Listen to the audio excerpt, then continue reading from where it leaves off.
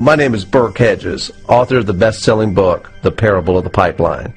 I open my book with a story about Pablo and Bruno, who take two very different paths in their quest for financial independence. What you're about to see is the delightful animated story of their adventure. So, sit back, relax, and enjoy the life-changing lessons in The Parable of the Pipeline.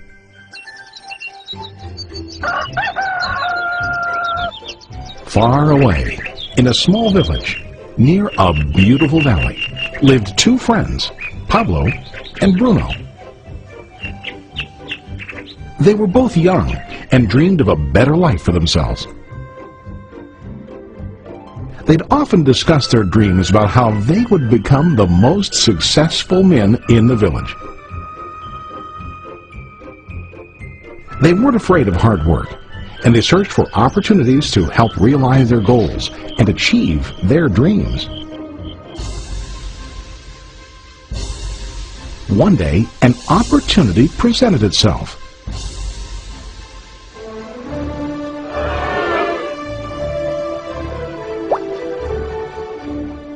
The mayor of the village decided to hire two people to bring water from a spring up on the mountain, across the valley, back down to the village.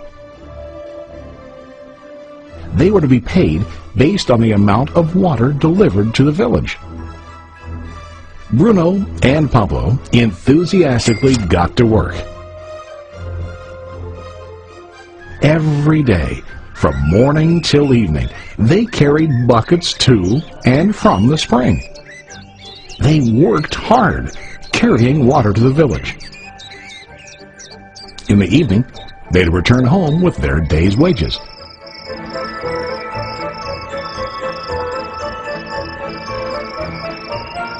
Bruno was satisfied with his work and the money he earned. He was sure that with this work he could achieve his dreams. Bruno thought that to increase his wages he could use bigger buckets to bring more water each trip. He believed with a larger income he would soon be able to buy a cow and the house that he dreamed about.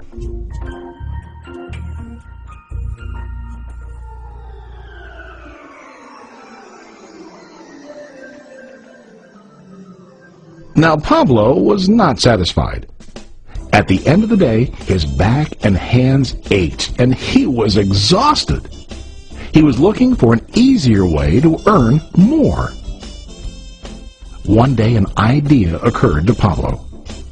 He imagined building a pipeline to deliver the water from the mountain spring to the village. With this pipeline, he could get more water to the village without carrying buckets back and forth from the spring to the village. Soon, he got very excited about his idea and began to plan. Pablo, of course, shared his idea with his friend Bruno and asked him to join with him to work on and help build the pipeline. Bruno thought the idea was crazy. All Bruno could think about was what his money could buy today and how to get it quicker. He felt that building a pipeline would slow him down and delay him in achieving his goals. Instead, Bruno got bigger buckets and went more often back and forth fetching water. He was sure that with this method he could make more money. Pablo decided to build the pipeline on his own. He understood that it would not be easy to build, and it would take time to complete the pipeline. Pablo knew that it could take several years to finish, but he set his mind on his goal. Every day he worked and carried water like before. But on weekends and during his spare time, he worked hard to dig in the rocky soil and build his pipeline. In the first month, there was little to show for his work.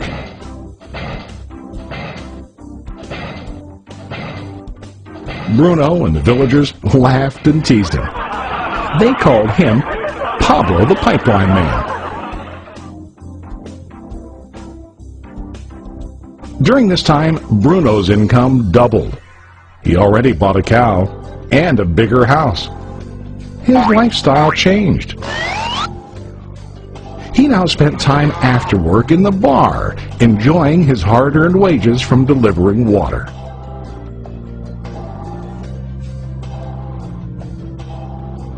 What Bruno didn't realize was that his body was starting to stoop from carrying heavy buckets every day.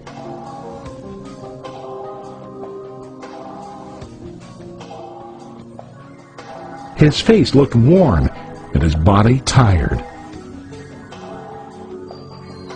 Soon, he began to carry less and less water due to the wear and tear on his body.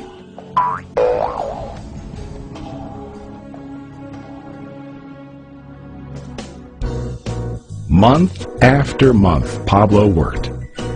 Soon a year passed, and then a second year. Finally, Pablo finished his pipeline.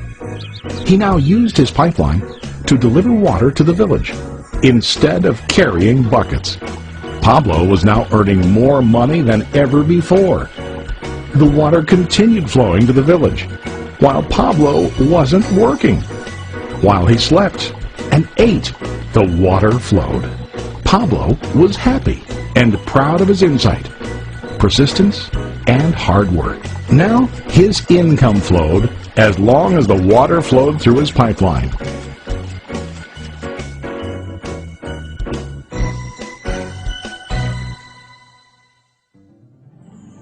The story of Bruno and Pablo is a reflection of life. Their jobs symbolize what most people do to earn money. Bruno gets his money using buckets. He goes back and forth, carrying his buckets from the spring to the village in exchange for money. To increase his income, he either has to go more frequently to the spring or to use larger buckets. It's common in real life to increase our income by working harder. For example, working overtime or getting a second job. We also increase the size of our buckets by accepting a higher paying position, which often includes spending more time on the job. Most of us exchange time for money like Bruno. We know that every person has only 24 hours in the day and that it's not possible to use all our time to work. The most difficult time comes when we can no longer exchange time for money due to age, health, or other reasons. Then, our income stops. Now let's review what Pablo did. Very wisely, Pablo did not exchange all of his time for a limited income, but he used some of his time to build a pipeline. He knew that the pipeline would bring ongoing income as long as the water flowed. An ongoing income that multiplied the time he worked each day. Pablo knew that someday, maybe because of age or health, he would no longer be able to exchange his available time for money. Pablo knew that if he could make his idea of a pipeline work, then he only has to do the hard work of building the pipeline. After the pipeline was completed, Pablo was able to monitor and maintain the flow of water to ensure that his income will continue. Pablo has shown us that to earn an income, we don't always have to directly exchange time for money. There really are better ways. How about you? Are you still like Bruno, who directly exchanges time for money? Or do you want to be like Pablo, building and maintaining a pipeline for ongoing income? If you are interested in the idea of building your own pipeline, contact the person who lent you this presentation. You can start building your pipeline today.